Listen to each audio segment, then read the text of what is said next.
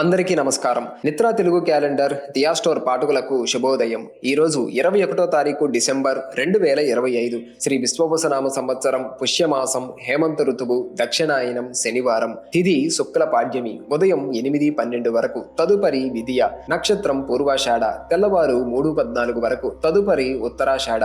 ఈరోజు ద్వాదశ రాశుల వారి రాశి ఫలాలు ఏ విధంగా ఉన్నాయో తెలుసుకుందాం. ముందుగా మేషరాశి. ఆదాయం అంతంత మాత్రంగా ఉంటుంది. వివాదాలకు దూరంగా ఉండటం మంచిది. దైవ సేవా కార్యక్రమాలపై దృష్టి సారిస్తారు. వృధా ఖర్చులు పెరుగుతాయి. నిరుద్యోగ ప్రయత్నాలు నిరుత్సాహపరుస్తాయి. కుటుంబ సభ్యుల ఆరోగ్య సమస్యలు కొంత బాధిస్తాయి. దూర ప్రయాణాలు వాయిదా పడతాయి. తదుపరి వృషభ రాశి. సోదరులతో వివాదాలు పరిష్కారమవుతాయి. గృహమున శుభకార్యాలు నిర్వహిస్తారు. నూతన వాహనం కొనుగోలు చేస్తారు. చేపట్టిన పనులలో పురోగతి సాధిస్తారు. వ్యాపారాలు ఉత్సాహంగా సాగుతాయి. ఉద్యోగస్తులకు అనుకూల వాతావరణం ఉంటుంది. సంఘంలో విశేషమైన ఆదరణ పెరుగుతుంది.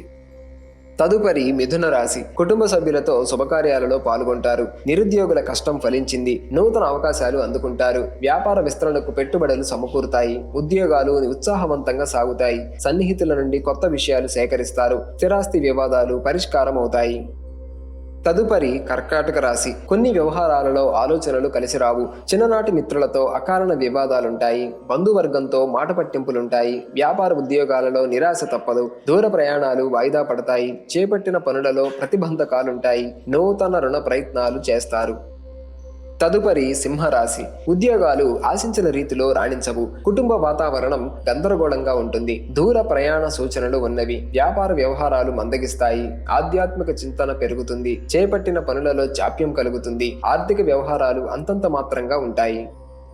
తదుపరి కన్యరాశి. వృత్తి వ్యాపారాలలో నూతన పెట్టుబడులు అందుతాయి. ఉద్యోగస్తులకు అధికారుల అనుగ్రహం కలిగి పదోన్నతులు పెరుగుతాయి. నూతన వ్యక్తుల పరిచయాలు భవిష్యత్తుకు ఉపయోగపడతాయి. ధన వ్యవహారాలు సజావుగా సాగుతాయి. సమాజంలో మీ మాటకు విలువ పెరుగుతుంది. సంతానానికి నూతన ఉద్యోగ అవకాశాలు లభిస్తాయి.